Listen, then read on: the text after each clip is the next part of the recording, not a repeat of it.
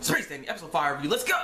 So what I want to say about this episode right now, I will say this week's episode of Space Dandy, this was a really good episode. I really enjoyed this episode here. I mean, it just took away from all the comedy and all that other bullcrap that be going on, all the crazy stuff, you know, all that retardedness, zombies and just death and everything all the time. They just come back next episode like nothing happened. But yeah, no, this episode right here, this was a lot more serious. It dwelled into this girl that we see in this episode here, and Dandy, you know, kind of connects with the girl, and it ultimately ends up helping the girl out. And it's just, everything about this episode was just structurally well done.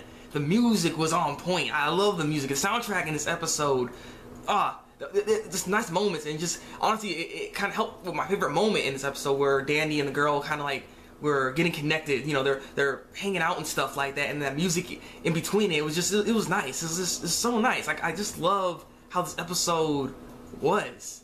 Not to mention, this also gives me a little bit of hope for the series now, seeing as this episode right here, like I said, is not necessarily more focused on like the comedy aspect of it, and it's more serious. It has a more serious tone to it, which shows me that it's not impossible for the plot to be shown, like for the plot to be explained, and for it to delve a little bit deeper into certain things and explain like why these guys are like trying to capture Dandy and so on and so forth. Like it shows me that it's not possible for it to have a plot happening here. It gives me hope for a brighter future. I don't know why song I just did, okay? Don't hate. But yeah, I really hope that later in the show that they start explaining the plot and things start progressing a lot more and everything like that. So I don't know. I'm having a little hope now. So yeah, and also made me like Space Dandy in this episode as well. Dandy, you know, you're a pretty dandy guy, okay? You know, you're not always about the boobies. You do care a little bit.